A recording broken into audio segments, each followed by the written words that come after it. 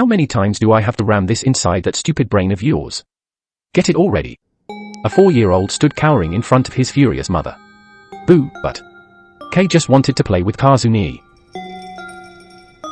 Kei didn't mean to break his toy. A real man never starts his sentences with but. Mommy. Kei doesn't understand. A heavy slap landed on his face, leaving a tender pickled mark across his cheek. He brought a hand up to touch it delicately. Tears pricking his eyes as he turned and quietly shuffled away. Don't come near my son. Mommy, I'm sorry. I won't be a bother to Kazuni. Please don't be mad at Kei. How do you call me that, you filth? I am not your mother. Your mother is a kitchen whore. Mommy, please don't say that. You're my mommy. Kei loves you, mommy. Ooh-wah. His mother struck him again and again, mercilessly. Agony racked his young body, already riddled with black and purple bruises. Why don't you live with that slut? Foolish brat. Cry after cry, tearing its way from his lungs. Wailing that can be heard for miles. Mommy. It hurts. Please. Please stop. I'll be a good boy. It hurts. I said I am not your mother. Kei spun and crawled his way to escape from. Mommy, no. Please. Please. Without delay, she grabbed the candelabra located nearest to her and struck Kei's occipital lobe. When would it end? When would the abuse stop? When would he get the chance to be a child for once in his life? Mum? Kei-chan? Why are you crying? Another golden-haired fellow peeked his head through the door. Her blood-stained hand hovered mid-air, ready to strike once more. She lowered it to her side, releasing her hold, and turned her back from her twins. Kei-chan? What's this? Your arms are purple. As it happens, a young adult, perfectly capturing the child's features, rushed to their side. Kei? Your head. It's bleeding. Papa, my head. It hurts. Yvonne. What have you done to our child? Nonsense. I do not have a child who misbehaves. Kazuni. I'm sorry. Kazuni, you have to. Stay away. Quick. Before Mom. Don't cry, don't cry. It's okay. Here, Nii-chan will wipe your eyes. Kazuni, just go away. But why? Kei-chan. We promised to play. Sorry, Nii-chan. Come now, my child. We must get you treated. Papa. Nii-chan. Mommy. Mom. Mom. Kei stirred awake, trembling, covered in sweat. He sat bolt upright in bed, clawing at the sheets. Inhale. Exhale. Inhale. Exhale. Inhale. Exhale. He breathed rapidly as the scene replayed inside his head. He held his temple as if the gesture would stop the throbbing ache. There was no sound in the room except the slow breathing of the person lying beside him, in which he synced with his own. There, a redhead was sleeping peacefully. Ah. That's right. I left with Shoyo last night. In the end, he couldn't tell Shoyo the whole truth. Kei sat in silence. Flashes of that night filled and replayed from his consciousness. His gaze shifted to his nightstand where the gift his boyfriend gave him was carefully placed. What a horrible dream. Days, weeks, months. It has been a whole year since school started. Now, summer has come. Aya. We finally made it. The beach. Tanaka and Nishinoya jumped up and down like kids. They've just arrived at the shore. It's so close, I can almost reach it. Hi. I envy you. I'm just so tall, I have to grovel to reach the sand. Don't you feel bad for me, Noya, said Pa-i? Nandato? He's not holding back at all. I'd love to see his pathetic ass grovel though. A comment fit for a king. All this sea water and it's still nowhere near as salty as you. Oh. All these beaches, and still you're the biggest one yet. Oof. Tsukishima Kei. Kogiyama Tobio. Tsukishima and Kogiyama simply scuffles away, avoiding Daichi's usual lectures. They wouldn't give me a day's rest. Ahaha. Great work, Captain, ha.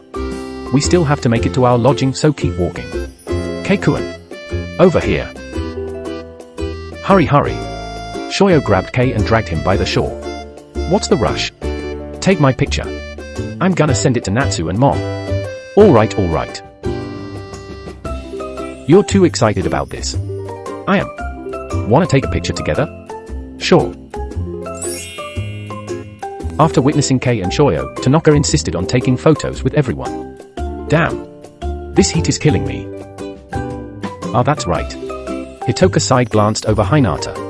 Nishinoya nudged Hisoshi, who immediately caught on. Speaking of, Hisoshi took it from there and shuffled closer to where Shoyo and Kei were walking. Tsuki. Please don't call me that. Hisoshi ignored Kei's typical response. Aren't you guys hot wearing those blazers during this heat? Tsukishima flinched. Hisoshi announced it enough for the whole group to hear. Some were grinning and some were also intrigued. Oh, now that I think about it. Those outfits. Enoshita nodded. All of them understood. Eh? Flashback starts. 3 nights ago. Oh no. Keikun. What should I wear? I'm so excited, it's our first trip to beach together. Kei frowned. What's the matter? Aren't you excited?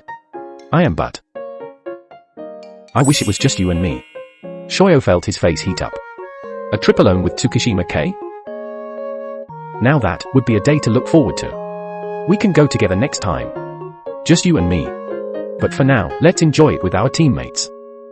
Besides, it's fun with everyone around. Hee hee. Shoyo was a little shy about his suggestion, but Kei didn't let that escape him. Then indulge me for a moment. Would it be too cliché if we matched clothes a little? Flashback ends. Damn it. I shouldn't have said that. So embarrassing. Nah, not at all. I'm used to the heat. Beads of sweat trickled down his forehead. Everybody knew he was clearly lying. It was a poor attempt to cover up the real reason for the couple's shirts. Now that he thought about it, it was stupid to get long sleeves. But at that time, he was so thrilled about the idea, he bought the first matching outfit he saw. You are? But you told me you hate summer because you easily get all sway.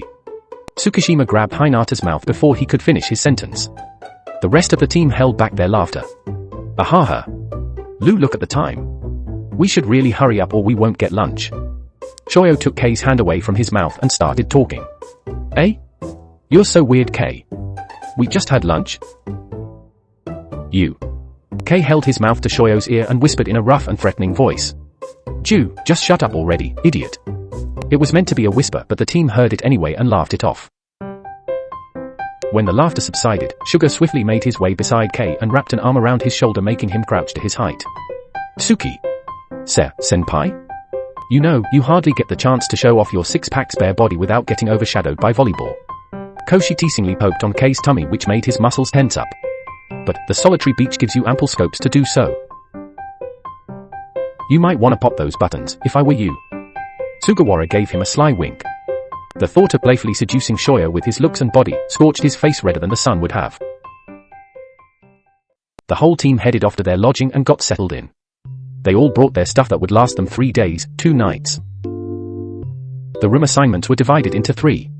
Aside from Tsukishima Kei, who insisted on getting a different room with Shoyo.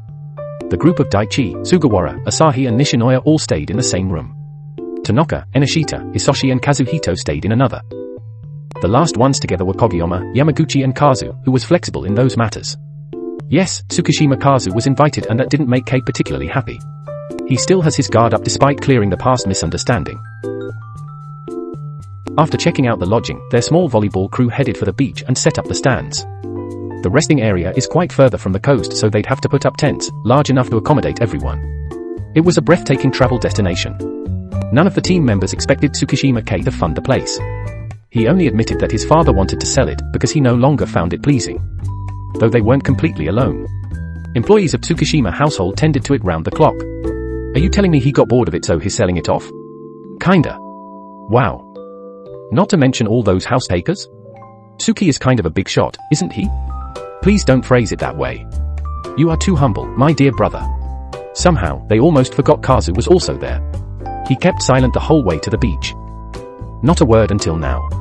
The conversation was interrupted when Hinata called them out. I brought refreshments. Shoyo handed a glass of pomelo juice to each and every one of them. When it was Kazu's turn, Kei grimaced. Wow. This juice is sweet.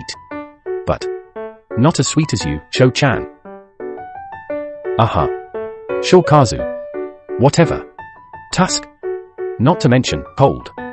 With a drink in hand, Shoyo approached Kei, but Kei only stared at him. What? You don't want one? Kei kept his gaze on him. It made Shoyo uncomfortable. He silently wondered if there was anything wrong.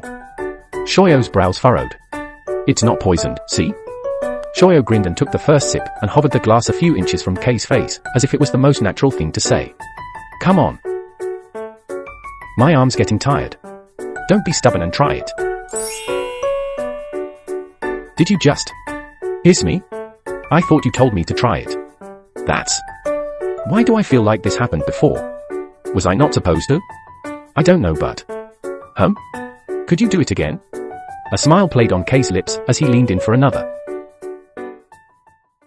And of course, the trip wouldn't be complete without playing volleyball. Their bunch had their fill of matches and made beach volleyball extra fun. They drew lots on who gets to fight who, and the losing team will have a 30-minute swim across to the nearby island and back. As soon as Shoyo heard the penalty for losing, his heart began beating faster as he glanced nervously at the open ocean. He almost had a heart attack when Tanaka screamed his name, calling him to join soon, and Hinata stiffened. Guess what?